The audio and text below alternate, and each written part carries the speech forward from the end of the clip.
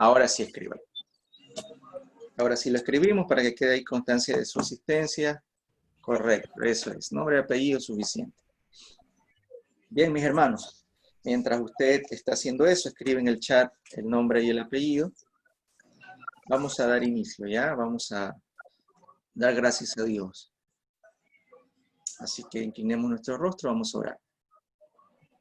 Padre amado, gracias por este nuevo día que nos das, Señor. Gracias por esta oportunidad que tenemos de compartir con mis hermanos, Señor, esta experiencia de aprendizaje. Ayúdanos, necesitamos de ti, que podamos tener un espíritu dispuesto, Señor. Siempre la humildad necesaria del corazón para poder recibir tu palabra. Gracias por la vida de mis hermanos, tu familia. Bendíceles en el nombre de Jesús. Amén y amén. Muy bien. Nuevamente, que el Señor les bendiga, mis hermanos. Vamos a iniciar esta tercera clase.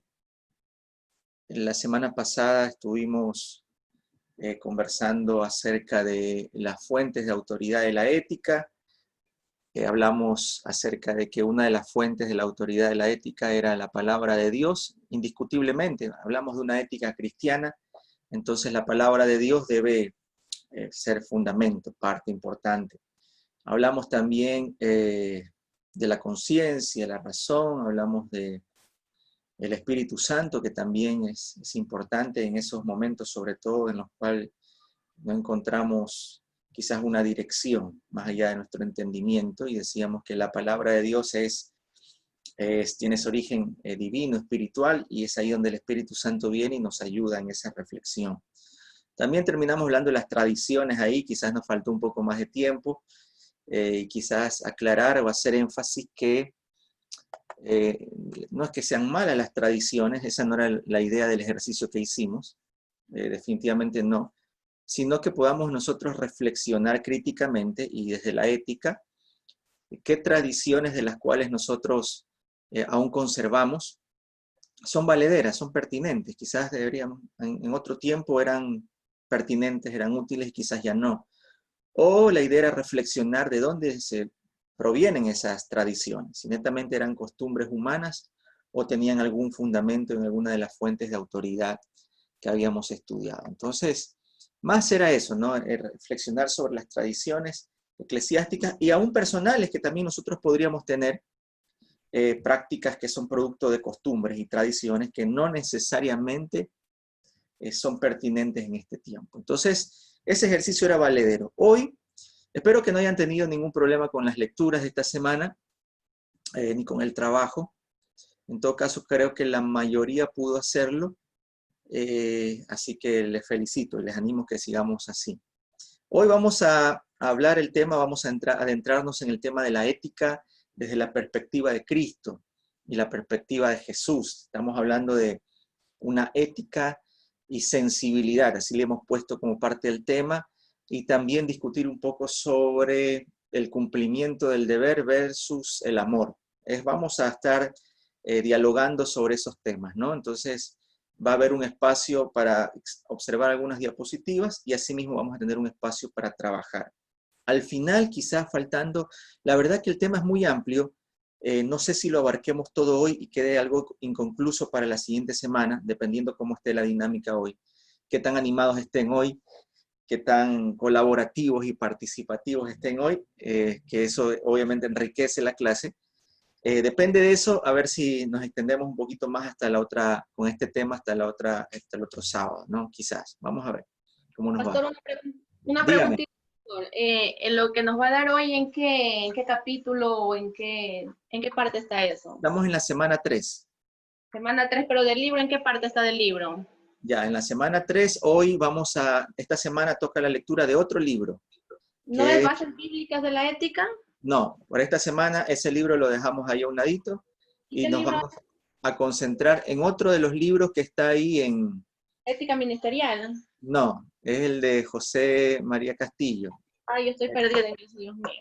Es que eran como 3 libros, me parece que les agregué, me parece, ¿no? Solo Ahí dos lo tiene. La ética de Cristo, sí, ese libro. Uno de los capítulos, ahorita no tengo a la mano el sílabo, pero era el capítulo 7, me parece, no recuerdo. Sí, ¿verdad? Solo un capítulo, mire. Ese libro es muy bueno, es muy bueno. Usted tiene ahí todo el libro, el recurso ahí para que ya en su estudio personal lo pueda revisar después, ¿no? Con más tiempito y más calma. Pastor, o Dígame. sea, usted nos dio 3 libros. Correcto. Yo solo tengo impresos 2 nomás, no sé. Revise mi hermana porque estaba en la carpeta ahí, estaban 3 libros. La ética de Cristo, el que mostró en antes mi hermano Eduardo. Entonces, de ese libro, capítulo 7 es que vamos a trabajar esta semana las lecturas. Esta semana, ese, correcto, hermano Eduardo. Ese va a ser la actividad esta semana y vamos a terminar la actividad esta semana de la lectura y un foro que luego les voy a explicar. Lo que les estaba diciendo es que al final me hagan acuerdo unos 10 minutitos antes para poder distribuir los grupos ya, definir los grupos para que usted trabaje la exposición que tenemos que hacer, ¿no? Entonces, eso lo vamos a hacer 10 minutitos antes. Entonces, no se olvide los hermanos que recién ingresan a escribir en el chat su nombre y apellido. Eso va a ser su constancia de asistencia el día de hoy, ¿no? Muy bien. Vamos entonces a iniciar. Permítame compartir la pantalla un momento.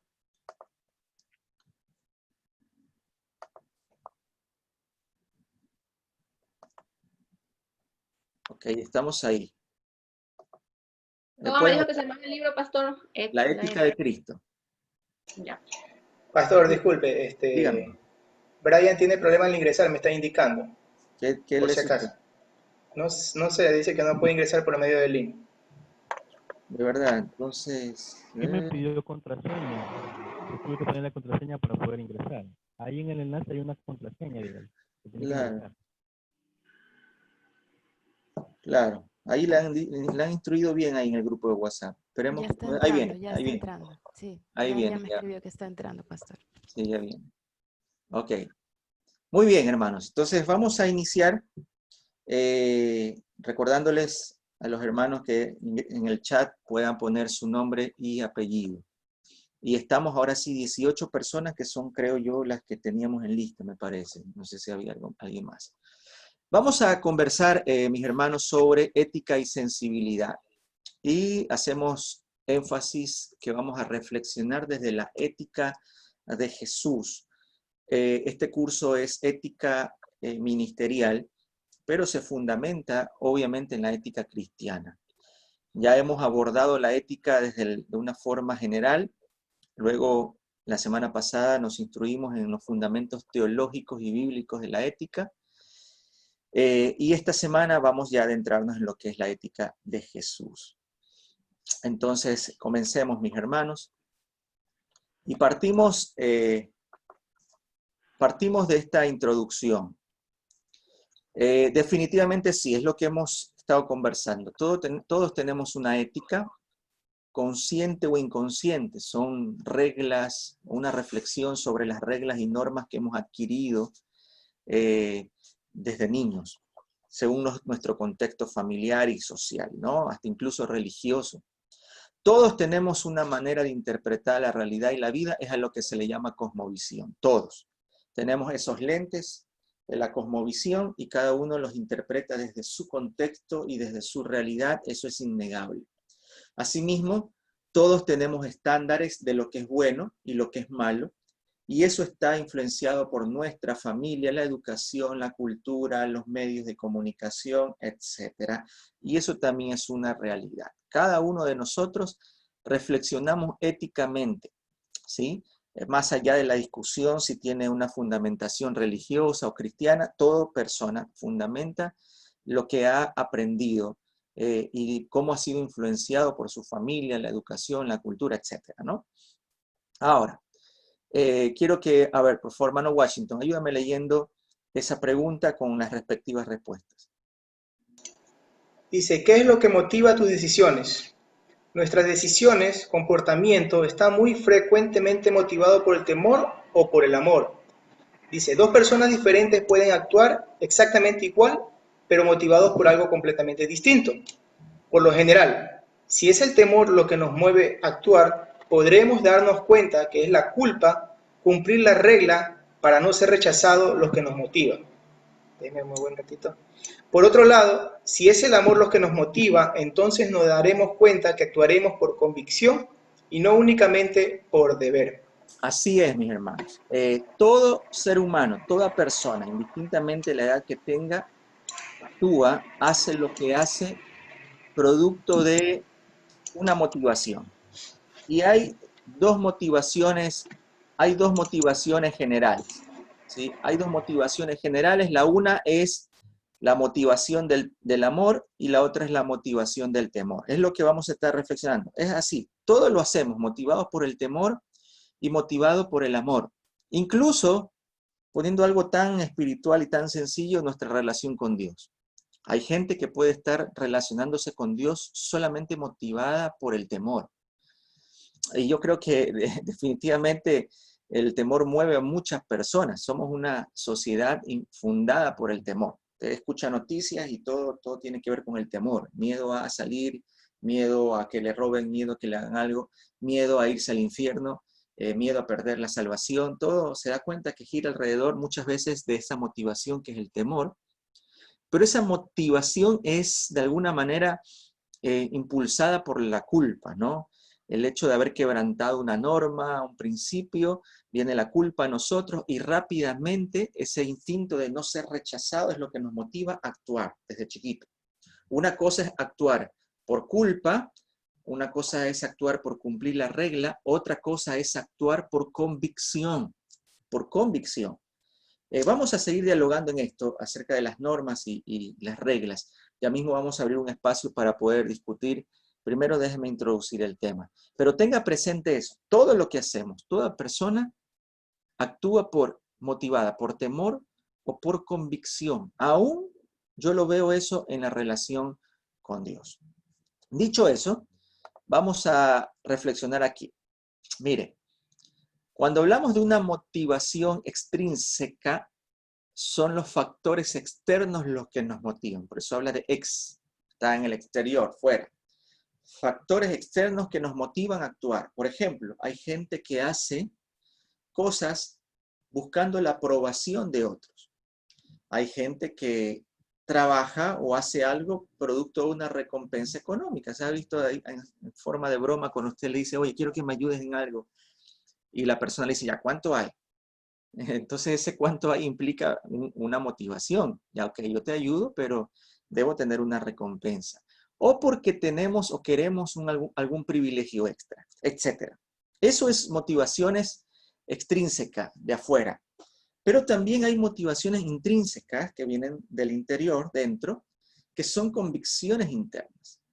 Y avanzar hacia el propósito de nuestra vida, los que nos motiva a actuar. Entonces, y ahí estamos hablando de un desarrollo personal, porque tengo deseo de aprender, de capacitarme, de formarme, etc. Hay esos dos tipos de motivaciones a la hora de lo que nos ayuda a actuar, decidir qué hacer. Motivaciones extrínsecas y motivaciones intrínsecas. Hasta ahora no estamos valorando cuáles son las más convenientes. Simplemente estamos mencionando que eso hay. Hay dos motivaciones, por temor y por amor, y hay motivaciones extrínsecas y también motivaciones intrínsecas. Espero que esté clara la diferencia. Si hay alguna pregunta, recuerde, el chat también nos ayuda mucho ahí. O pedir la palabra también es importante. Ahorita yo estoy participando con la diapositiva, así que no puedo verlos a todos. Entonces, cualquier cosa, el chat sería una buena herramienta. Entonces, dicho eso, mire, aquí hay preguntas que quiero hacerles. Y aquí sí quiero escucharles a ustedes, haciendo un ejercicio grupal para ver esta diferencia. Sinceramente, ¿por qué estudias lo que estudias? Pongámonos lo que estamos haciendo ahora. ¿Por qué nos hemos inscrito en el Seminario Bíblico Renovación? ¿Y por qué estamos estudiando teología? ¿Cuáles son nuestras motivaciones internas? ¿Cuáles son las motivaciones externas? Vamos con esa primera pregunta. Aquí sí quiero verlos a la cara, así que voy a dejar de compartir. Para ver. Muy bien, mis hermanos. Hermano Eduardo Esmeraldas. Claro, ¿Por qué estudia lo que estudia? De manera interna lo hago específicamente porque entiendo que Dios quiere que me funcione. Un poquito más alto, dice el público, quiere escucharlo mejor. Perdón, ahí sí me escuchan, ¿verdad? Perfecto. Bien, el motivo a manera personal. ¿Por qué lo hago? Es porque entiendo que Dios nos llama a la excelencia. Y entre más tenga apertura en cuanto a su conocimiento de la mejor manera al interpretarlo, podré sobresalir, no para que el hombre me vea, sino para que Dios diga, este es mi muchacho, sigue adelante, yo te seguiré respaldando. Y de manera externa, lo hago porque de manera puntual, si yo obtengo un título, al menos en este caso, de licenciatura, tendré mayor apertura a donde vaya porque eso me abrirá puertas, por decirlo así. Por eso lo hago. Ok, en la segunda está clarísimo. La posibilidad de que el título que usted o la carrera que está estudiando le permita abrir puertas. En la primera yo vi ahí una mezcla de dos. Hay una mezcla. ¿Por qué? Le digo por qué. Porque decía usted que obviamente tiene el deseo de prepararse, ahí está aprendizaje interno, pero también usted mencionó algo de que Dios le vea, este es mi muchacho, esas son las palabras que usted utilizó. Y ahí hay reconocimiento, ahí hay deseo de reconocimiento. Entonces, en la primera hubo parte y parte de interna y externa, y en la segunda netamente externa. Excelente, hermano Eduardo, gracias por su sinceridad. A ver, mi hermana Patricia Silva, ¿por qué estudia lo que estudia? ¿Cuáles son esas motivaciones? Activa el micrófono, mi hermano.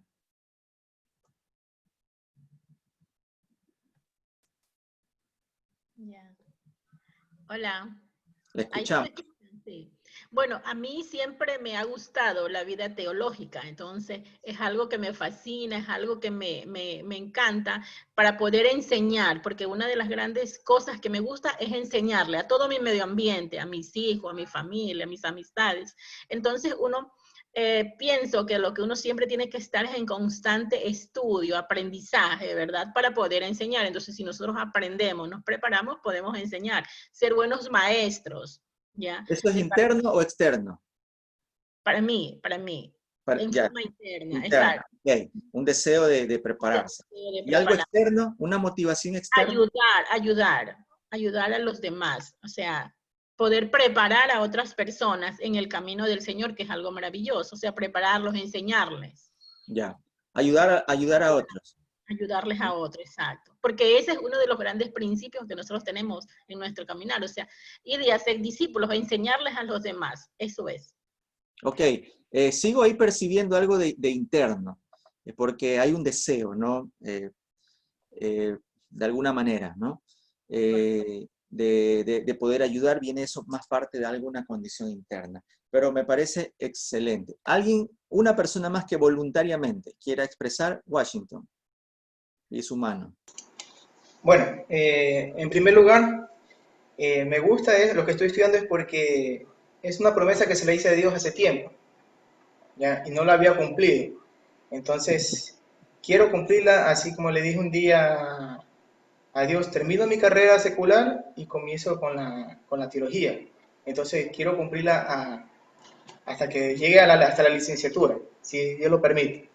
Y otra es porque me gustaría también compartir, como usted lo está haciendo hoy en día, con otras personas. ¿Ah? No solo retener lo que yo he aprendido, sino poderlo exteriorizar a otras personas también. Lo que es la enseñanza de la palabra de Dios, poder enseñar a otras personas también. Ok, la primera que dijiste sobre la promesa, ¿externo o interno? ¿Qué dicen los demás? Interna. ¿Interna dice alguien? Yo. Como externo. Personal, porque esto es algo personal. Para mí parece externa. Hay algo de externo ahí porque hay un deseo de agradar a alguien a quien yo le hice una promesa. Y la primera tiene algo que ver con interno. La idea de este ejercicio es un poquito identificar esa diferencia. Se da cuenta que hay motivaciones. ¿Sí? Hay motivaciones internas, externas, que nos impulsan a hacer algo. Podría yo hacer varias preguntas, como por ejemplo, que obviamente no la vamos a responder porque si no nos vamos a ir toda la mañana en esto. Por ejemplo, ¿por qué vamos a la iglesia? Una pregunta buena. ¿Por qué la gente va a la iglesia? Entonces, quizás alguien diga, porque me siento mal si no voy a la iglesia, porque es domingo y los domingos todo el mundo va a la iglesia. Podríamos analizar esa motivación. ¿Qué le motiva a esa persona a ir a la iglesia? Y así analizar cada una de nuestras motivaciones de por qué hacemos lo que hacemos. Les pongo otra pregunta a discusión, que esta sí me interesa saber lo que piensan. Mire, vemos ahí la pantalla, ¿verdad? ¿O no? Sí. ¿Sí la vemos? No estoy compartiendo. No. Volvemos a ver, no lo repito. No, acá, perdón. Ahora sí, ya se está abriendo. Ahora sí, a ver. Y ahora no encuentro dónde estaba. Acá está. Ok. Aquí estamos. La segunda, mire. Ay, esta pregunta. ¿No copiarías o harías trampa en un examen por temor al castigo o por convicción personal? ¿No copiarías o harías trampa en un examen por temor al castigo o por convicción personal? ¿Por qué crees que es así? Y otra vez dejo de compartir, quiero ver sus rostros. Una pregunta de una actividad cotidiana, sencilla. Rocío, no lo hagamos personal. No, porque la pregunta está de forma personal, sino ¿por qué la gente? A ver, ¿qué hace la gente? ¿Copia o no copia? Y si no copia, ¿por qué lo haría? ¿Por qué crees que la gente no Copia. copiaría un examen? ¿Por convicción o por simplemente temor a una reprensión, a un castigo? La mayoría de Yo personas. creo que la mayoría copia. Ah, sí, copia, de plano. Claro, sí. Y La si, verdad, y si decide la no, mayoría copia. y si decide no hacerlo, Rocío, ¿por qué lo haría? ¿Por qué no lo haría? La mayoría. La mayoría no lo hace porque está presente el profesor y entonces va a ser sancionado por esa acción, Al temor, más que por ¿verdad? convicción Entonces, de que, ajá, si que el maestro dice, ok, no está muchachos, aprendiendo así. sí, le dice Rocío, ok, muchachos, vamos a hacer el examen, pero yo voy a salir 10 minutos. Me voy a sentar 10 minutos, por favor, nadie copie. ¿Qué es lo que sucedería, no? Es una buena pregunta. Quizás alguien no lo haga porque sabe que no debe hacerlo, convicción. Hay una convicción netamente interna, no es correcto. Sabe que podríamos poner otros ejemplos. ¿Por qué respetamos las leyes de tránsito, por ejemplo? El semáforo o el pare. ¿Lo hacemos por convicción porque sabemos que de esa manera estoy cuidándome y estoy cuidando a otros? ¿O lo estoy haciendo por simplemente que no me cite o no me pare el agente de tránsito? Es una posibilidad. ¿Qué nos motiva a hacerlo? Lastimosamente, mire, nuestra sociedad latinoamericana es una sociedad que actúa motivada por el temor. Solo si le están viendo, hace lo que es correcto. Si le están observando. Hay otras sociedades que quizás culturalmente han evolucionado un poquito más en cuanto a ese aspecto y por ejemplo, no hay necesidad de vigilantes de tránsito por cualquier esquina. La gente hace lo que tiene que hacer porque ya es parte de su convicción. Lo hace por una convicción, no porque le estén viendo o no le estén viendo. A veces nosotros podemos estar manejando y vemos que, ok, si no hay ningún vigilante, cogemos y nos pasamos la amarilla o la roja. También por temas de cultura, pastor. ¿Quién me está hablando? No, por Bueno. temas de cultura también, pastor. Sí, parte de lo que hemos sido culturalizados, o lo que es parte de nuestra cultura. Hemos hablado mucho de eso, ¿no? Que hay cosas o normas que en ciertas sociedades están ya establecidas como correctas, etcétera, y hay otras que quizás están en proceso de eso. Pero aún eso sucede muchas veces en nuestra relación con Dios y en nuestra espiritualidad. Si nos están viendo, hacemos lo correcto. Si no nos están viendo, no necesariamente hacemos lo que es correcto. Entonces, aún en nuestra espiritualidad y en nuestra relación con Dios, aún en nuestro liderazgo ministerial, podríamos nosotros estar haciendo lo correcto por los motivos incorrectos. Yo diría, ok, chévere, no copié en un examen. ¿Pero por qué no copiaste? ¿Porque sabes que no es correcto o porque te estaban viendo?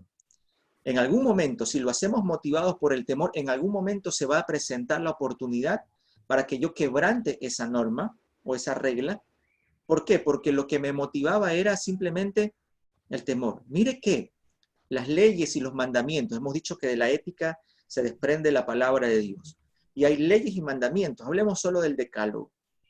Hablemos solo del decálogo. Entonces nosotros podemos encontrar ahí, no matarás, no robarás, no dirás mentiras, no levantarás falso testimonio, etc. Entonces, aún nosotros podríamos cumplir esas normas y jactarnos, pero las estaríamos cumpliendo quizás muchas veces. ¿Cuál es la motivación? Por el temor. Cuando le preguntan a Jesús, ¿cómo se resume toda la ley? ¿Cuál es el mandamiento más importante? Él dice, el amor. Cuando en Deuteronomio 6, habla el gran Shema, oye, oh Israel, tu Señor Dios uno solo es, y habla que debes amar a Dios con todo tu corazón. Mire, el contexto ahí tiene que hablar con cómo infundimos ese temor y esa obediencia a Dios, cómo inculcamos la ley. Y para Dios desde el inicio, porque no podríamos distinguir de que, eso era en el Nuevo Testamento, no. Desde el principio, en el Antiguo Testamento, la ley se fundamentaba en el amor. ¿Cómo nosotros vamos a garantizar, por ejemplo, que nuestros hijos o que nuestro rebaño pueda agradar a Dios si no tiene la motivación del amor a Dios? Cumplirán las reglas y las normas mientras les estén viendo. Si no es ninguna garantía. Pero cuando nosotros inculcamos de que nuestro actuar debe estar fundamentado por el amor, nosotros podemos estar seguros que estén viendo o no estén viendo, estén presentes o no estén presentes, siempre se hará lo que es correcto. ¿Qué motiva nuestras acciones? Mire, esa discusión, teniendo en mente eso, vamos a ir avanzando un poco más. Déjeme compartir la pantalla nuevamente. Tenga presente esas motivaciones. Compartimos la pantalla y vamos acá.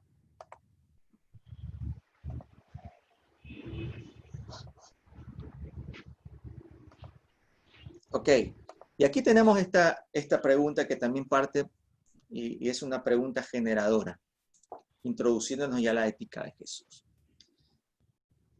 ¿Creen que Jesús siempre cumplía las normas? ¿Por qué? ¿Quién puede, me levanta la manito? Y no sé quién activa el micrófono. No, la verdad que no los veo, así que tendré que activar el micrófono. ¿Creen que Jesús siempre cumplía las normas? ¿Quién puede darme una respuesta? Pastor. Dígame, mi hermana Gabriela. Yo creo que no siempre, porque recordemos que en el tiempo de Jesús, por así decirlo, se guardaba el sábado, y no siempre él cumplía, por así decir, este día de reposo, y yo creo que lo que lo motivaba a actuar era el amor. Ok. Hermana Gabriela, entonces usted me está diciendo que Jesús quebrantaba normas y mandamientos. Los mandamientos establecidos por Dios no. Hablamos de las normas establecidas en los tiempos, por así decir, los ritos que habían establecido las diversas sectas, como los fariseos, los escribas. Ahora, yo voy aquí a hacer el papel de como que meter cizaña para ver si los demás también colaboran ahí. Entonces, hermana, lo que pasa es que el guardar el sábado era un mandamiento, estaba en el decálogo. Quebrantaba la ley, pastor. Hermana Patricia. Quebrantaba era la ley. Por eso es que los fariseos siempre lo cuestionaban. Porque él siempre, por decir, por el sábado, o porque él sanaba un sábado, o porque en el sábado hacía algo, por ejemplo, siempre los fariseos lo cuestionaban porque él decía que él quebrantaba la ley. Era la ley que había en esa época. Entonces Jesús quebrantó esa ley. Claro. Entonces Jesús pecó. Porque dice, como lo dijo la hermana, por amor. Él lo hacía por amor, porque él decía, por ejemplo, cuando el burrito se cayó, entonces dice, ¿cómo no salvarlo si es un sábado? O sea, ¿lo vamos a dejar morir o esperamos hasta el lunes? Ok, Patricia. Brian también quiere decir, gracias, Brian. Bueno, yo estoy en desacuerdo. Realmente no podemos decir que Jesús rompió la ley, porque Jesús es Dios y Él estableció la ley. Entonces, un poco contradictorio decir que Él quebrantó la ley. Más bien, vino a afirmar el espíritu de la ley. Realmente lo que significaba es construida. No quebrantó la ley, porque él puso la ley. O sea, sería como un poco loco pensar que él pone una ley y él la quebranta. No, él la puso, pero vino a afirmar qué significaba la ley porque la habían mal. Ok, es contradictorio. Rafael y luego mi hermano Eduardo, que están pidiendo la palabra. Como decía mi hermano, es verdad. Él no vino a quebrantar la ley. Lo que pasa es que los religiosos de ese tiempo habían malinterpretado todas las normas de la ley. Y lo que vino es a reafirmar, a decir lo que verdaderamente significaba, porque habían ejemplos donde ellos se iban, como se dice, al legalismo. Le decían a los padres que tenían que diezmar algo y no lo ayudaban a ellos o cosas así. Entonces ellos habían malinterpretado la ley y las habían llevado a normas de hombres. y no a lo que verdaderamente Cristo quería o se había revelado a través de la palabra de Dios. Ok, Rafael. Hermano Eduardo. Tomando los dos puntos últimos que se mencionan, específicamente, el Señor en sí no quebrantaba la ley. Lo que pasa es que hubieron ciertas, como nuestra naturaleza caída y la forma de interpretar las escrituras, siempre hemos tenido inconvenientes. Entonces, cuando el Señor Jesús venía a cumplir algo, no quebrantaba la ley, sino simplemente sacaba a surgir el principio de esa ley. Por ejemplo, cuando Él decía, ama a tu prójimo como a ti mismo, estaba diciendo lo que dicen los otros puntos de la ley. Cuando amas a tu prójimo como a ti mismo es, si tú no codicias a la mujer de tu prójimo, estás amando a tu prójimo. Si tú no asesinas a tu prójimo, estás amando a tu prójimo. O sea, estaba sacando en sí el principio por el cual fue establecido ese punto de esa ley. Sí, básicamente Él no quebrantaba, ese acababa el principio. Ok, la verdad que la participación de ustedes es muy buena, todas aportan en algo, y destaco algo, una palabra que utilizó Brian, el espíritu de la ley. Esa palabra a mí, esa frase, no es que sea mía, pero alguna vez le escuché a un profesor de seminario, ya hace cuántos años que estuve en el seminario, y nunca me olvidé de esa expresión, el espíritu de la ley. Y eso es una gran verdad. Lo que implica es la verdadera intención de Dios al establecer esa ley. Ese es el espíritu de la ley. Y lo que hizo Jesús es enfatizar, como decían ustedes, recalcar, afirmar ese principio. Entonces, mire cómo los fariseos, cumpliendo la norma, cumpliendo la ley, entre comillas, desagradaban a Dios. Y cómo Jesús, incumpliendo una norma, una ley, en cambio agradaba a Dios. Entonces uno dice, ¿de qué estamos hablando? ¿Cómo es posible? ¿Qué hace la diferencia? ¿Qué hacía? ¿Qué marcaba la diferencia? ¿Sí? La motivación. El por qué lo hacía. Y con eso no quiero decir que Jesús se la pasaba quebrantando leyes y normas y era no cumplía la misma palabra de Dios. Él vino a afirmar la ley y a darle el verdadero sentido a la ley. ¿Qué motivaba a Jesús? Alguna de las hermanas dijo, la palabra le motivaba a la hermana Gabriela, me parece. Le motivaba el amor a Jesús.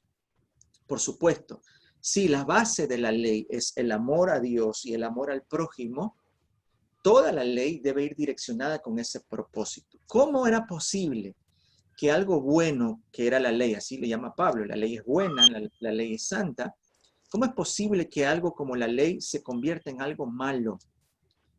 ¿Cómo la tradición, ahí alguien habló de tradición, cómo la tradición, las costumbres de los religiosos había trastocado algo hermoso y algo bueno que era la ley de Dios, porque la ley proviene de Dios y por lo tanto es buena. Y es por eso que, como ejemplo, lo del sábado, ¿no? Se había trastocado tanto y Jesús tuvo que afirmar. Es por eso que el sábado es para el hombre, no el hombre para el sábado. Explica el propósito y lo afirma. Con mi hermana Elizabeth seguimos y luego avanzamos con la siguiente parte. Hermana Elizabeth, dale pidiendo la palabra. Buenos días, hermanos. ¿Me escuchan? Sí, claro. Bien. Yo quiero ver cómo entendemos un pasaje de la Biblia en el Antiguo Testamento que nos habla que encontraron a un varón recogiendo leña en el día de reposo. Entonces vinieron a Moisés y lo apedrearon al Señor, o bueno, murió. O sea, ¿cómo entendemos allí? ¿Cómo se aplica la ley y el amor? ¿Ya? Esa es mi pregunta. Ya, habría que ver todo el contexto, habría que analizar todo el contexto, qué sucedió ahí, el trasfondo, que a veces así nomás un pasaje tomado podría llevarnos a una interpretación no correcta. Habría que analizarlo, mi hermana. Lo que sí es que esa era una práctica común, el hecho de juzgar o de condenar a una persona que quebrantara esa norma. Cuando Jesús viene acá y que de alguna manera Jesús es la palabra encarnada y es la revelación de Dios hecha hombre, Dios mismo hecho ser humano, Él manifiesta más bien lo contrario. Cuando lo criticaban a Jesús porque recogían espigas, por ejemplo, en día de reposo sus discípulos, porque sus discípulos no se lavaban las manos antes de comer, o más aún, como vamos a ver más adelante, porque Jesús se atrevió a sanar en un día de reposo. Para nosotros esas conductas o el análisis de esos pasajes son los que nos dan a nosotros la capacidad de poder interpretar correctamente la ley de Dios. Sí, hay muchos pasajes, mi hermana Elizabeth, en los cuales se hace lo contrario. Y se apela a que estaba escrito en la ley. Y se lo apela y se lo muestra muchas veces como que hicieron algo que es correcto. Es ahí donde viene nuestra reflexión ética cristiana, de algo que se ha hecho por costumbre o algo que está aplicado como ley o norma, vale o es pertinente aplicarlo en determinadas circunstancias. ¿Jesús cumplió siempre las normas? No, no las cumplió siempre. ¿Jesús pecó?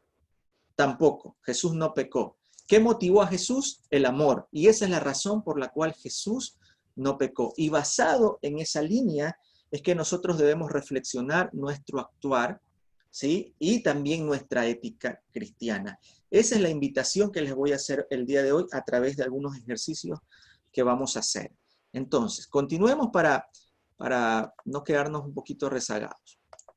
Quizás si la hermana nos escribe en el chat el pasaje que mencionaba mi hermana Elizabeth, sería bueno, y si en algún momento hay posibilidad de discutirlo, lo hacemos, ¿ya? Tenemos aquí una historia que se las voy a presentar, que no es otra cosa que un relato bíblico. Quiero pedirle a mi hermana Rosa Cadena, por favor, active su micrófono y pueda leer lo que está en la pantalla. Ojalá alcance a leer.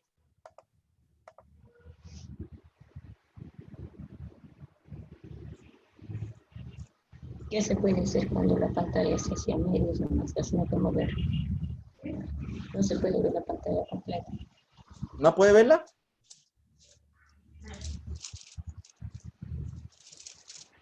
No, entonces, ¿tiene algún inconveniente, mi hermana? Puede que a mí me va a leer y... Yo leo, pastor.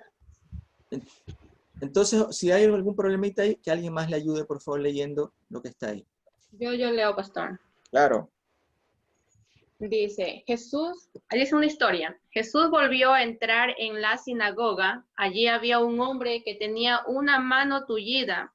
Los fariseos estaban vigilando a Jesús para ver si sanaba a ese hombre en día sábado y poder así acusarlo de trabajar en ese día de descanso.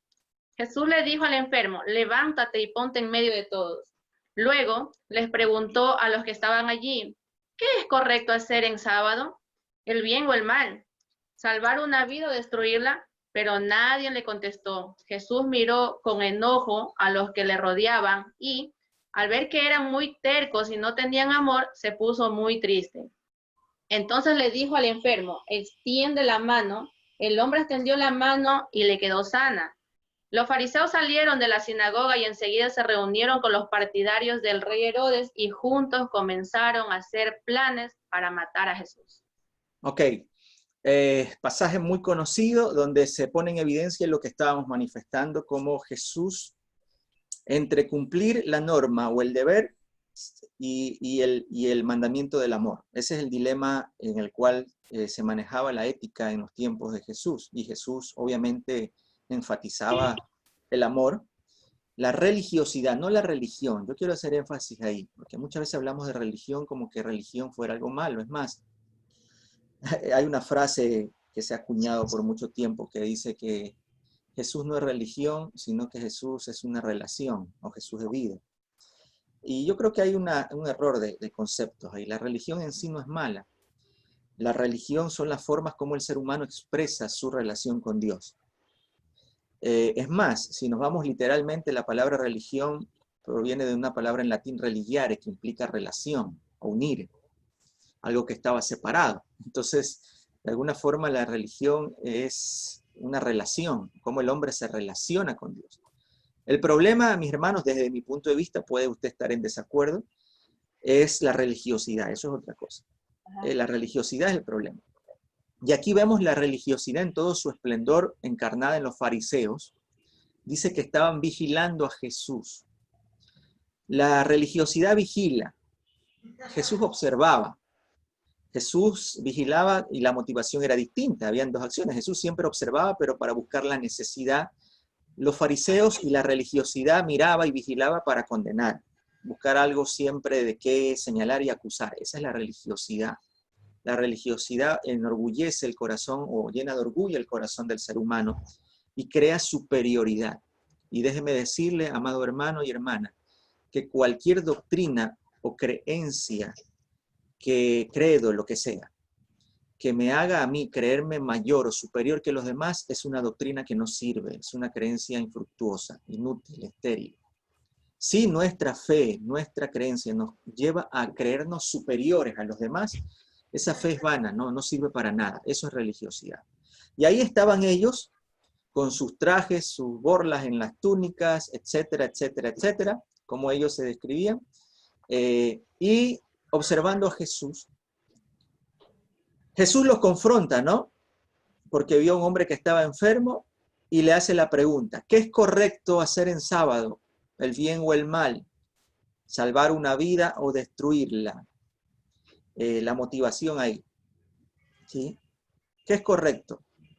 Como para ellos lo más importante era el cumplimiento de la norma, antes que hacer el bien o el amor, Jesús se enojó y también se entristeció, ¿sí? Y se entristeció porque ahí lo dice enfáticamente. ¿Qué dice aquí? No tenían amor. Eso sí, una religión sin amor se convierte en religiosidad. Y eso sí es claro. Una religión sin amor se convierte en religiosidad y eso causa tristeza en el corazón de Dios y también enojo, porque la reacción de Jesús fue tristeza y enojo. Otra vez la pregunta que está ahí. ¿Qué motiva a Jesús a actuar? ¿Cómo actúa? ¿Cuál es la respuesta, mis hermanos? El amor. Amén. ¿Qué motivaba? ¿Cuál era la regla suprema para Jesús? ¿Cuál era el mandamiento supremo? ¿Qué regía sus acciones, su pensamiento? El amor. Eso es clarísimo y lo encontramos en cada una de las páginas del Nuevo Testamento. En el pasaje que quizás quedándome un poquito reflexionando y pensando y tratando de recordar algo del pasaje que habló la hermana Elizabeth, sobre qué hubiera hecho Jesús en ese contexto de ese hombre recogiendo leña. Si bien es cierto, Dios es quien, según el relato, en el libro de Números, Dios es quien el que habla y le dice que debe ser condenado o ejecutado ese hombre. No debemos olvidarnos algo, hermano, de que al momento de interpretar las Escrituras, el origen humano y divino, y es de que tienen las Escrituras.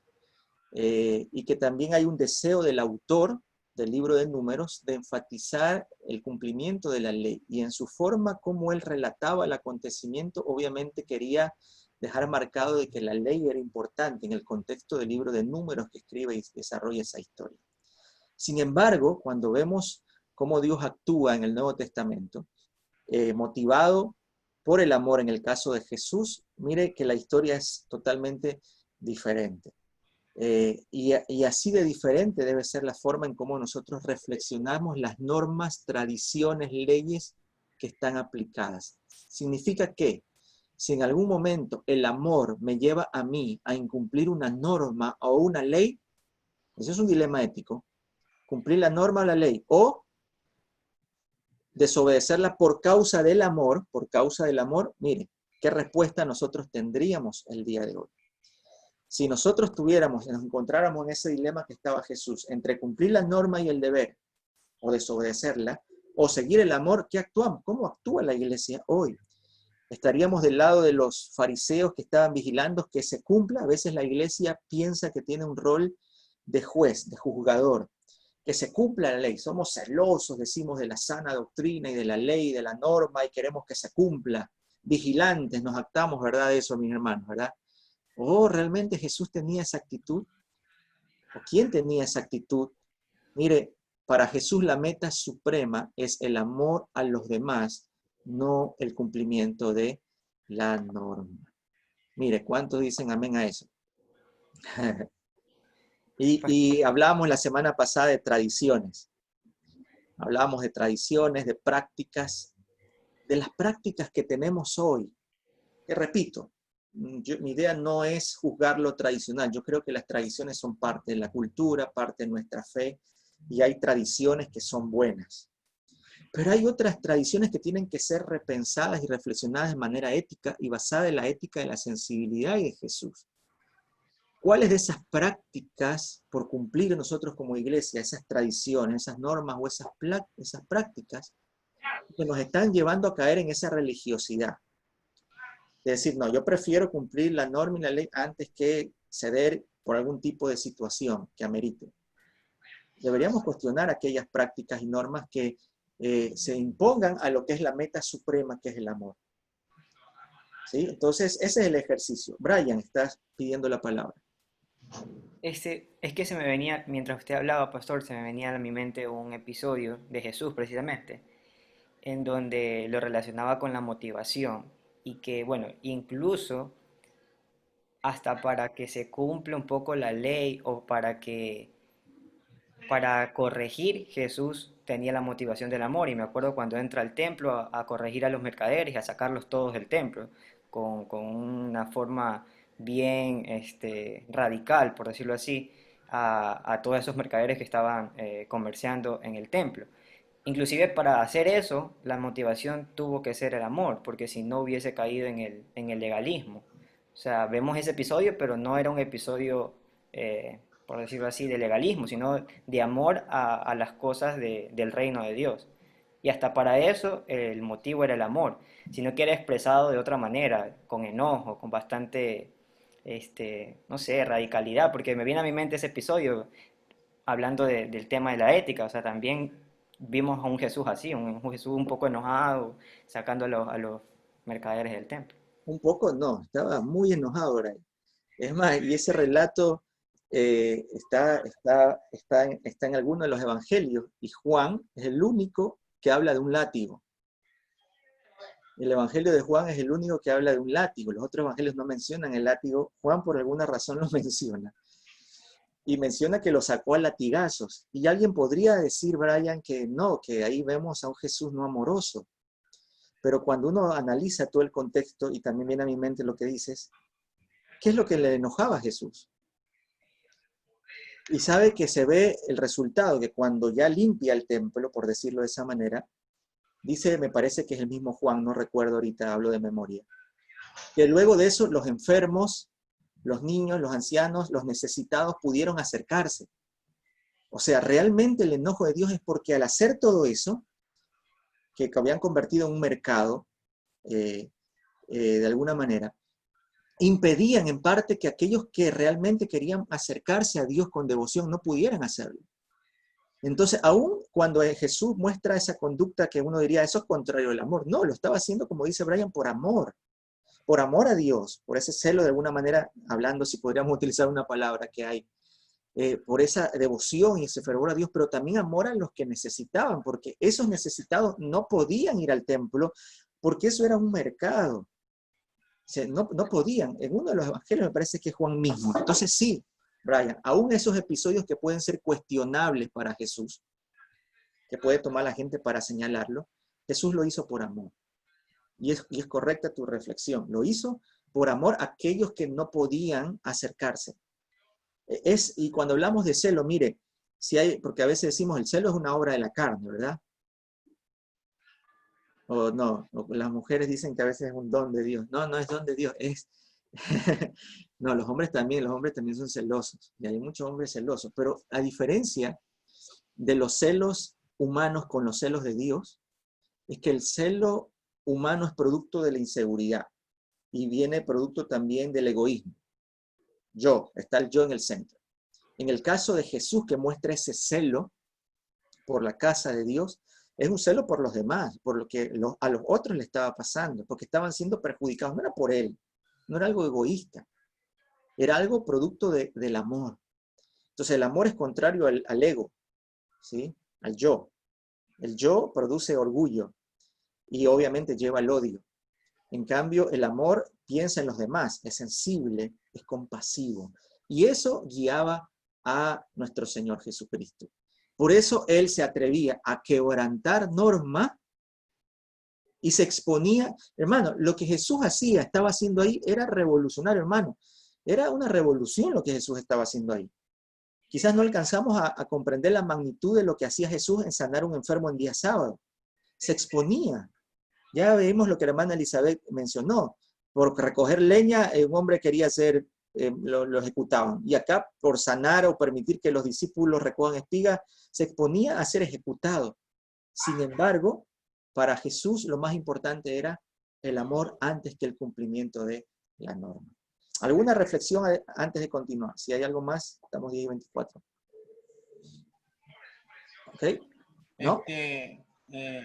Yo pienso también en el libro de Hebreos, también habla acerca de la disciplina.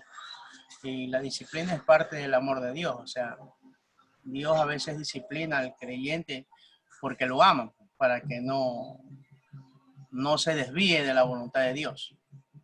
Amén. Y ahí viene la reflexión del carácter ético, que si usted alcanzó a leer las diapositivas y el libro, vieron el carácter ético de Dios, ¿se recuerda? Y vemos ahí que obviamente Dios es amor, pero también Dios es justo. Alguien podría decir, pues si Dios es amor, ¿por qué no simplemente nos perdonó los pecados y punto, nada más? Y sabe que ya les perdono, nada más. ¿Para qué hacer morir y sufrir a Jesús? ¿No se ha puesto a pensar? Si Dios nos amaba tanto, ¿para qué hizo sufrir a Jesús? Simplemente decía, te perdono. Ok, porque Dios es amor, pero también Dios es justo. Y lo justo es que si había una falta, alguien pague esa falta. Porque no puede irse Dios en contra de su carácter ético. Entonces, mi hermano Rafael, sí, está el amor y disciplina porque también Dios es justo. Dios es justo. Ese es también parte del carácter ético que reflexionábamos con las lecturas esta semana. Entonces, no podemos olvidarnos de eso. Sí, apelamos al amor de Dios, pero también a la justicia. Y por eso alguien tenía que pagar el precio. Entonces, como Dios nos amaba tanto, ¿qué hizo? Juan 3 dice, por eso envió a su Hijo Jesucristo para que tomara nuestro lugar. Ahí está, amor, pero también justicia. No podemos pensar de que en la cuestión del amor nosotros vamos a actuar de manera injusta. No, nunca. Eso es incompatible. El amor y la justicia sí son compatibles. Jesús actuó con amor, pero siempre actuó con justicia, que es también lo que vamos a ver luego más adelante. ¿Ok? Vamos a continuar viendo algunas láminas que nos van a seguir dando la reflexión ahí. A ver. Vamos apagando los micrófonos, no nos olvidemos de eso. Le voy a pedir a hermana Silvia, ¿puede ayudarnos con la lectura? Sí, pastor. Una paradoja. ¿Cómo es posible que el más exacto cumplimiento de la ética lleve a la persona al más brutal quebrantamiento del centro mismo del comportamiento ético, el respeto a la dignidad, a la libertad, a los derechos y a la vida de las personas? Lo más fiel observancia de la ética desemboca inevitablemente en la más infiel destrucción del comportamiento ético. El deber es determinantemente bueno, si lo que se debe hacer es bueno y si se hace con el discernimiento y la discreción necesaria para no anteponer nunca el deber mío ni la necesidad del otro o de los otros. Amén. Es lo que hablamos, ¿no? Cómo algo relativamente bueno puede convertirse en algo malo. Y ahí hablamos de el exacto cumplimiento o la más fiel observancia. Son palabras ahí que resaltamos, ¿no? Sí, nos podemos convertir en guardianes de las normas y de las leyes. Y en ocasiones la iglesia actualmente se ha convertido en eso. ¿Sí? Y yo tenía un maestro que decía que ¿qué pasara si Jesús estuviera en estos tiempos? ¿Quiénes serían los fariseos? ¿Y qué pasaría con Jesús? A ver si a la final también le negábamos la entrada a Jesús a las iglesias. O por último, creo más probable, también la iglesia lo llevaría a la cruz a Jesús. Alguien diría que es duro eso, pero a veces en la práctica es lo que sucede. Porque nos volvemos, como decía hace un rato, guardianes de las normas y de las leyes y de la ley, y nos jactamos de sana doctrina, hermano. Y yo, mire, yo estudié en el Seminario Alianza, aleluya, en el Seminario Alianza, y fui pastor en la Alianza, y los aliancistas, ¿aquí hay alguien que es aliancista? ¿No? ¿No hay ninguno aliancista? ¿Ninguno salvo? Es broma. Los aliancistas se jactan de tener la sana doctrina, de ser defensores y guardianes. Los bautistas también, ¿aquí hay algún bautista? Los bautistas son primos hermanos de los adventistas. Entonces, no, las denominaciones se jactan en tener la sana doctrina y ser guardianes y defensores y cumplir la norma. Nos olvidamos del amor, hermano, a veces. Y estamos ahí fiel en el cumplimiento de la observancia de la ley, de la norma. Y aún algo que parece ser bueno, como decíamos, puede convertirse en algo dañino. Cuando lo hacemos solamente, como dice aquí, anteponemos el deber mío a la necesidad del otro o de los otros. Cuando yo antepongo el deber mío, pongo a mí, al yo, por sobre la necesidad de los otros, mire, estamos cayendo en este problema de la religiosidad, cumplir la norma antes que el amor. Como para que meditemos ahí cada uno individualmente. Aquí está algo de la religiosidad. Permítanme leerles yo. ¿Qué es lo primero para la religión? En realidad, para la religiosidad, ya expliqué eso, el cumplimiento del deber, la observancia de las normas o la necesidad que tiene cualquier ser humano de gozar su vida en plenitud. Mire, cómo la ley, que debe ser algo para liberar, puede esclavizar. No estamos acostumbrados a que nos hagan esta pregunta, porque las religiones siempre han tenido como criterio determinante el cumplimiento del deber, es decir, ser fieles a las obligaciones de cada uno. De ahí que, note eso que está con negrilla, de ahí que los fieles en las distintas religiones están educados para cumplir deberes y tienen la conciencia de que ese es el camino que nos acerca a Dios. Que el cumplir la norma es lo que nos lleva a acercarnos a Dios. Sin embargo, de la satisfacción de nuestras necesidades, las religiones y sus dirigentes no suelen hablar. Y en cualquier caso, no es ese un asunto que por lo general resulte el tema central en cualquier discurso religioso. Y es ahí donde pensamos que el cumplir un mandamiento, mire, una norma estricta, ¿sí? Una ley a rajatabla, pensamos que eso en nuestra conciencia es el camino correcto a acercarnos a Dios. Y usted sabe bien lo que manifestó Jesús en el Evangelio de Juan, capítulo 14, verso 6. Yo soy el camino y la verdad y la vida. Es el camino que nos muestra Jesús por medio de esa ética de Jesús que nos lleva a una vida que realmente agrada a Dios, mas no el cumplimiento estricto de una norma en la cual se antepone mi cumplimiento al deber antes que la necesidad de los demás. Mi hermana, vamos a pedirle a mi hermana, vamos a ver, déjenme ver dónde está, no la puedo ver. Para con nombre y apellido decirlo. Hermana Marta, ayúdeme por favor con la lectura. Marta Concha.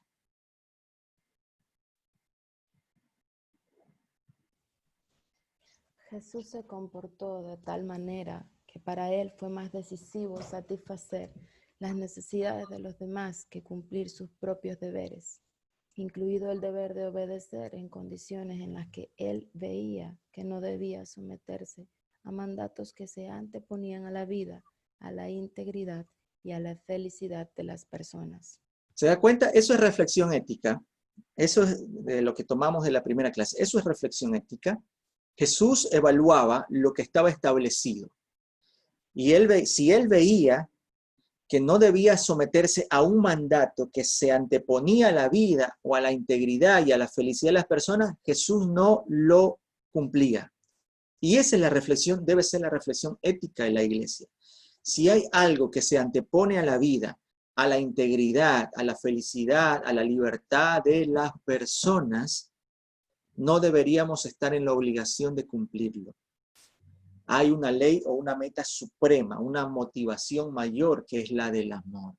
Basado en esa reflexión, mi hermano, ¿cuántas normas o leyes usted y yo estaríamos en la obligación o en la necesidad de nosotros ponernos en resistencia de cumplirlas? Aun cuando sean establecidas, alguien podría decir, pero eso es un llamado a la rebelión. Bueno, Jesús hizo un llamado a una rebelión, pero no una rebelión basada en el egoísmo, sino en el amor. No sé si me estoy haciendo entender y si alguien realmente tiene algún cuestionamiento que lo pueda hacer con libertad ahora. Pero esto es un desafío, mis hermanos. Y esto es algo que realmente debe hablarse y discutirse. Porque normalmente en las iglesias, y sobre todo el liderazgo cristiano, yo soy pastor y hablo y me incluyo ahí. ¿Sí? No es un juzgamiento de los pastores, sino me incluyo en esa parte. Como pastores, como líderes que somos, que estamos al frente y en una iglesia, muchas veces anteponemos el cumplimiento de una ley o norma antes que el bienestar de las personas. Recuerde en la primera clase cómo nosotros hablamos del pasaje de la mujer adúltera, ¿no? ¿Sí se recuerda? En la primera clase, lo que llevó a Jesús lo impulsó es el amor, antes que ella sea apedreada, que era lo que la ley decía. Vamos a hacer un ejercicio grupal, quizás unos 10 minutos será suficiente, y de esto se trata, mire.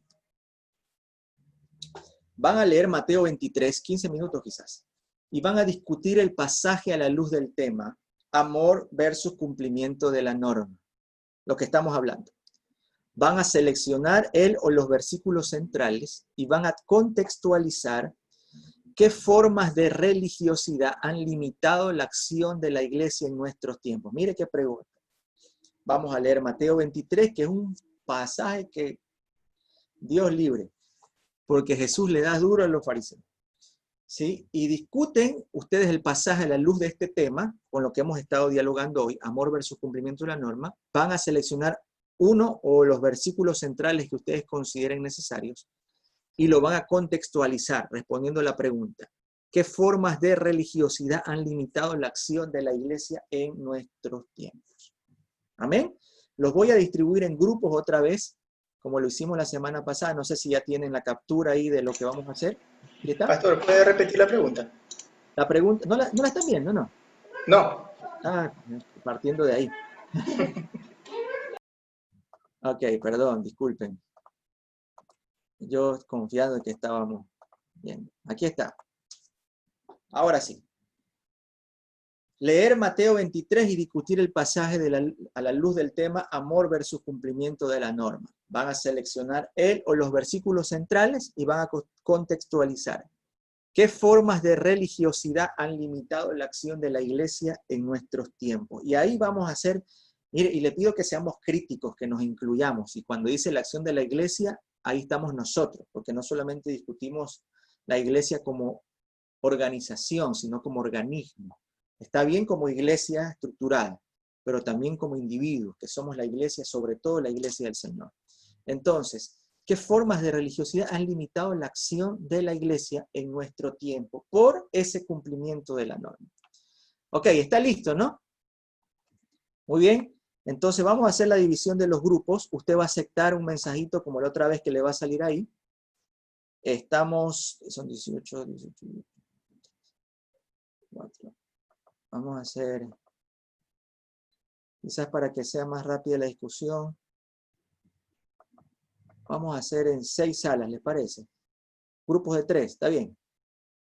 Un grupo sencillito. Ok, 6. Nos vamos ahí, Opciones. 10 minutos. Creo que sí, es suficiente. Profesor, todo Mateo 23, ¿verdad? Sí, Todo por el eso capítulo. ya vayan empezando leyendo. Y ya los voy a ubicar en... Ok. Nos vamos. Listo. Acepte el mensaje y vaya al grupo que le corresponde. ¿Cómo les fue, mis hermanos? ¿Faltó tiempo? Se nos perdió 2. Así andaban unos por... Terminamos de leer, pastor, ¿no? Andaban algunos por ahí. Y no regresaron todos. ¿Qué les pasó a los demás? Se han perdido algunos. Okay, sí, la verdad, se me han quedado en el camino 4. Pastor, sí, lo que pasa es que la lectura es tan extensa y se nos llevó bastante tiempo y sí, eso es uno de los motivos, pues, ¿no? Faltó tiempo, faltó un poquito para discutir, ¿no? Pero podemos hacerlo. ¿Pero algo se logró conversar? ¿Algo? Sí, con el hermano, sí, algo sí. A ver, entonces, hermana, había seleccionado yo aquí algunos para hablar y justo son los que creo que no se han ido. Hermano Tomás, en su grupo, ¿Qué pudieron reflexionar ahí? Cogimos, pastor, cogimos tres versículos, ¿no? Ya. Cogimos el versículo número 3. Así que todo lo que os digan que guardéis, guardarlo y hacerlo más, no hagáis conforme a sus obras porque dicen y no hacen. Ya. ¿Ya? Por ejemplo, vemos ese versículo, vamos por versículo, ese pastor primero. Después cogimos, la hermana cogió el 23 que dice, hay de vosotros, escribes fariseos hipócritas, porque diezmáis la menta y el eneldo y al comino y dejáis lo más importante de la ley, la justicia, la misericordia y la fe. Eso es necesario hacer sin dejar de hacer aquello. Okay. Y escogimos también el número 28 que dice, así también vosotros por fuera, la verdad, os mostráis justos a los hombres, pero por dentro estáis llenos de hipocresía e iniquidad. Entonces vemos, como dijo la hermana Rocío, ¿no? De que la palabra que más vemos en estos versos, en este capítulo, es la hipocresía. Porque siempre se nos llama hipócritas, hipócritas, hipócritas, ¿no? Porque ellos aparentan, pastor, aparentan las cosas y no lo hacen de corazón, no lo hacen por amor. Es lo que hemos llegado a la conclusión. Y en la pregunta de qué situaciones han limitado el accionar de la iglesia en este tiempo, ¿pudieron abarcar esa pregunta? ¿No? No, pastor, no. Okay. Hermana, no digamos. Ya, ok. ¿Quién más está de los que había elegido? Hermana Rosita Cadena, hermana Rosita, activa el micrófono. ¿Qué otro versículo a ustedes, a su grupo, lo consideran importante o principal? La verdad, nosotros solo escogimos un versículo y que fue en Mateo 23, que eso nos hace referencia a lo de Miqueas 6:8, que es donde te dice que amar la justicia, hacer justicia, amar misericordia y humillarte ante Dios, ¿no? Entonces nos lleva allá. Y también hacíamos referencia a que de pronto nos llenamos de actividades dentro de las iglesias y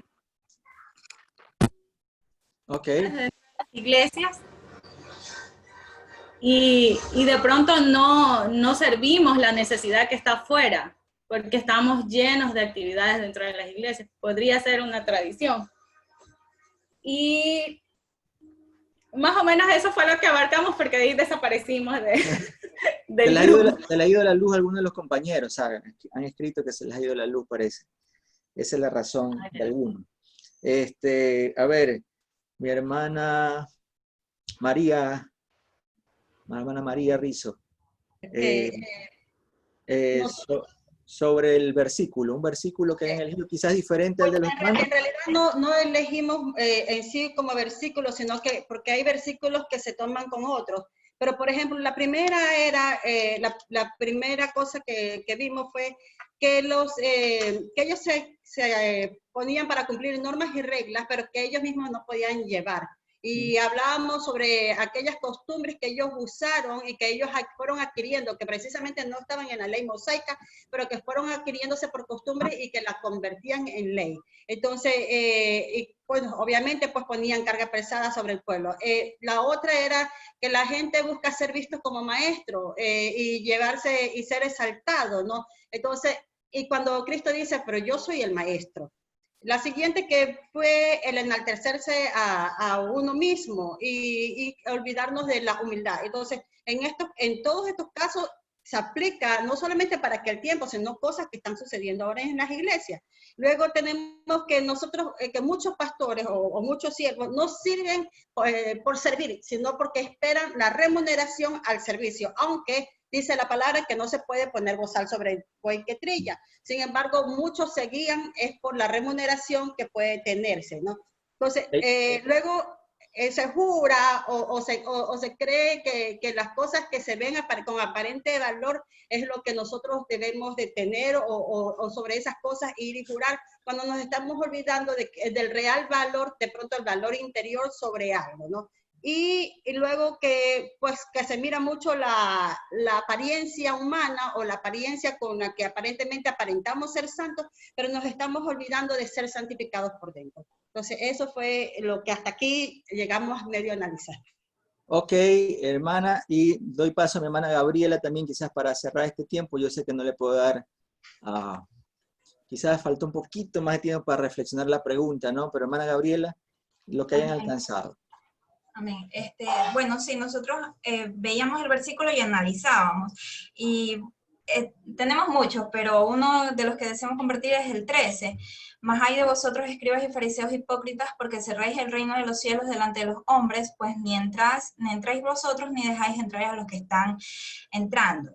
¿Y cómo lo contextualizamos? En la forma de religiosidad que ha limitado la acción de la iglesia por el cumplimiento de la norma, es quizás que muchas veces existen hermanos que no comparten sus conocimientos, que por así decir son mezquinos, que como ya están preparados y en vez de ayudar a los que recién ingresan o son nuevos, muchas veces ellos no hacen eso. Y también otra situación que veíamos es que cuando alguien llega a la iglesia o se convierte recién a Cristo, muchas veces esperamos esa bienvenida y no la recibimos. Y otra es de que también existe, hay hermanas que si llega una chica nueva y tiene una vestimenta inadecuada, recién se está adaptando o conociendo a lo que es la vida cristiana, no se le puede exigir de una forma, de un día para otro, que cambie su manera de vestir tan literalmente o radical. Y muchas veces se la mira mal y se hacen comentarios. Eso.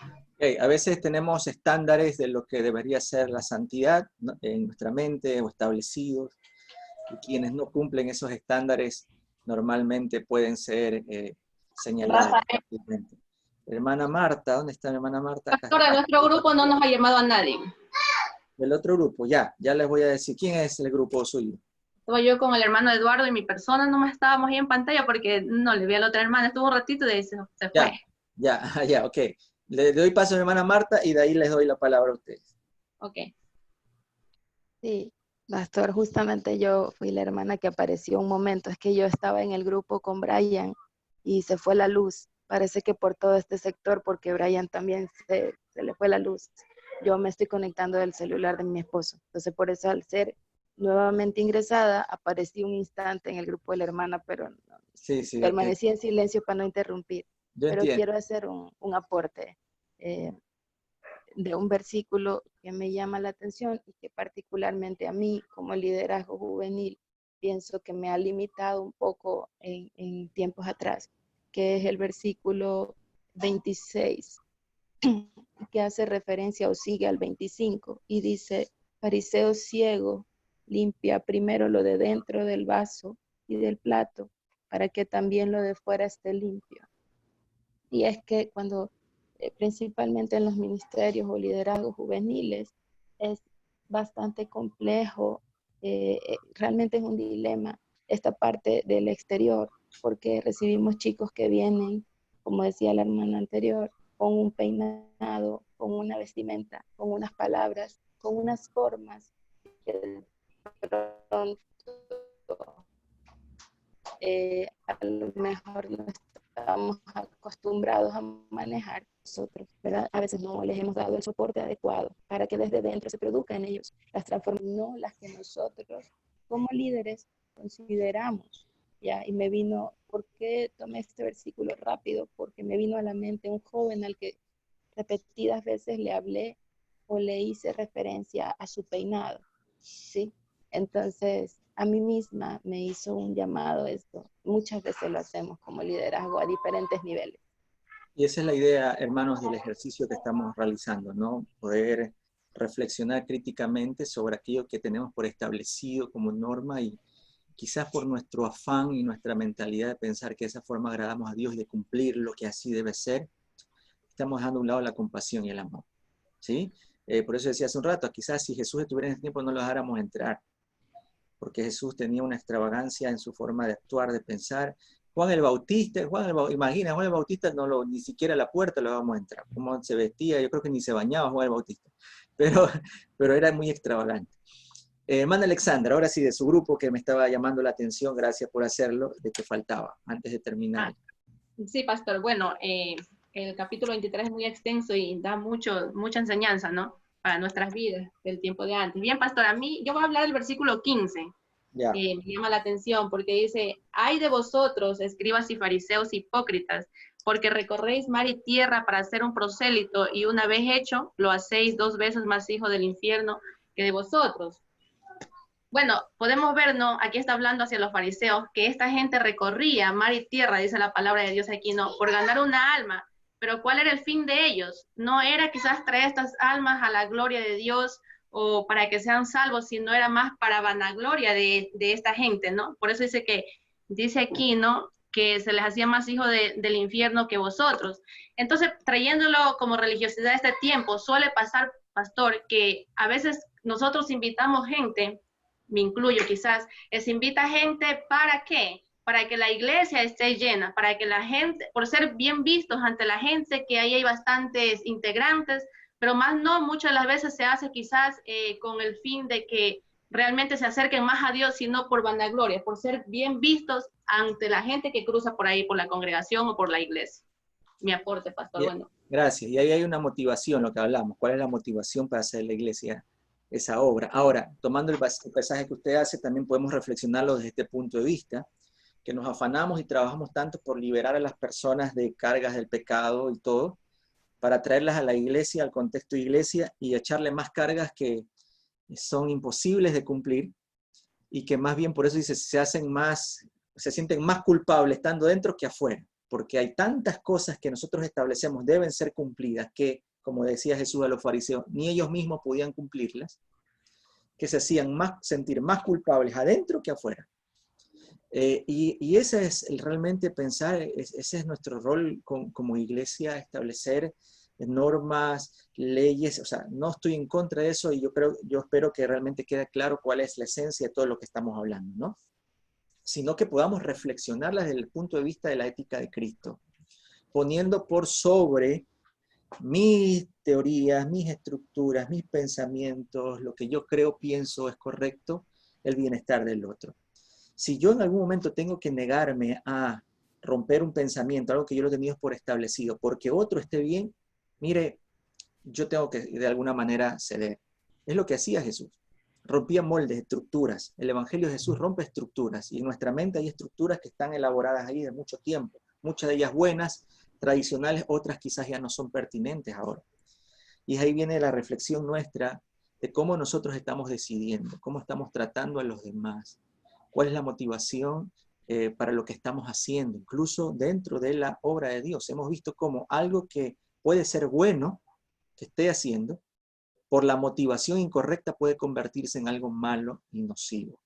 Que Dios nos ayude, mis hermanos. Vamos a abrir para la otra semana, me queda todavía en el material algo ahí, que vamos a compartirlo quizás la otra semana, aunque abordemos ya otro tema, ¿no?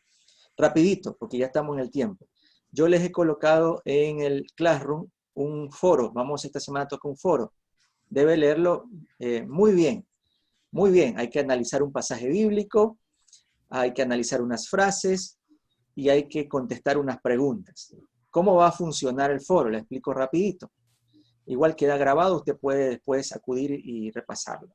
Usted al entrar al foro va a ver la pregunta, usted tiene que leer unos pasajes, unas frases, contestar las preguntas.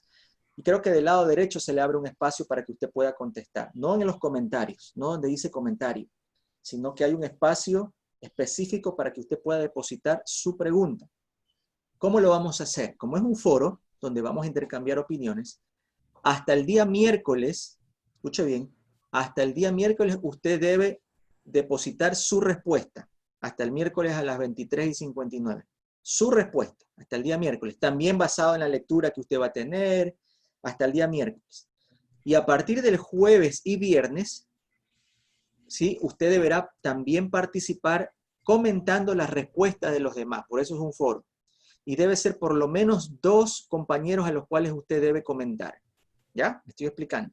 Primero, hasta el miércoles pone su respuesta, porque usted no va a poder ver las respuestas de los demás hasta que esté su respuesta. Y una vez que usted envía su respuesta, no se la puede modificar, así que piénsela bien, escríbala bien y luego la pone ahí y la envía. Pero hasta el día miércoles. Y jueves y viernes, hasta el viernes 11:59, es para que podamos conversar. Es decir, el ejercicio se completa cuando usted suba su respuesta y opine las respuestas de 2 compañeros por lo menos. 2, puede ser más, pero mínimo 2. ¿Ya? Y ahí vamos a socializar, a ver cómo, hasta ahí yo también me voy a meter a comentar para ver cómo vamos y a ver si sacamos una discusión bonita de ese ejercicio. Eso lo vamos a hacer esta semana. ¿Hay alguna pregunta?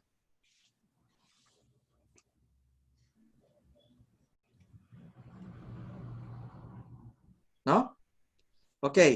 En cuanto a los grupos, mire, tenemos que hacer, lo que pasa es que al inicio éramos cierta cantidad y yo hice el trabajo, el sílabo, la planificación para cierta cantidad, pero gracias a Dios el grupo creció, yo lo veo como una bendición.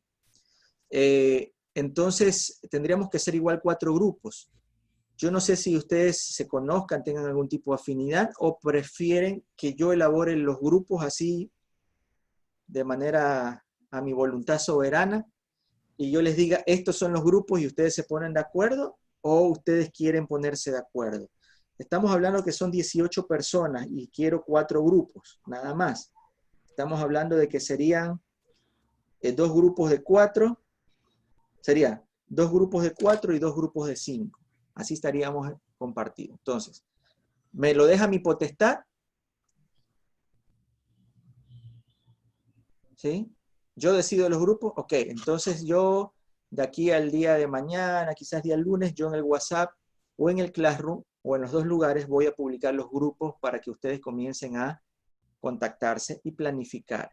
La idea básicamente es distribuir el tema, cada uno los prepara obviamente dentro del tema y cada uno es responsable, ¿no? Prepara sus diapositivas y luego daremos las instrucciones porque esas son las 2 últimas clases. ¿Sí? Estamos en la tercera, estamos hablando que eso sería la clase 7 y 8, todavía falta, pero para que tengan el tiempo de coordinar y prepararse. ¿Está bien, mis hermanos? ¿Ok? Ok, Mike. ¿Qué pasa? Sí, con mi hermana, hay una hermana que se agregó, ¿dónde está mi hermana? Hermana Gabriela creo que es, ¿no? Sí, mi hermana Gabriela. ¿Ha habido algún inconveniente? No, no hemos tenido ningún inconveniente.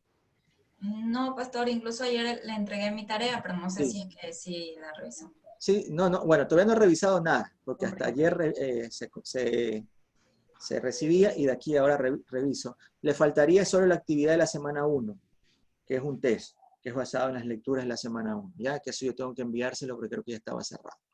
Bien, mis hermanos, para no quitarles más tiempo, disculpe que me he pasado 7 minutos, que el Señor me los bendiga grandemente y cualquier novedad estamos en contacto. ¿Les parece? Amén, Sí, pastor, pastor. gracias. Bendiciones. Dios lo bendiga. Dios me los bendiga grandemente. Amén, amén.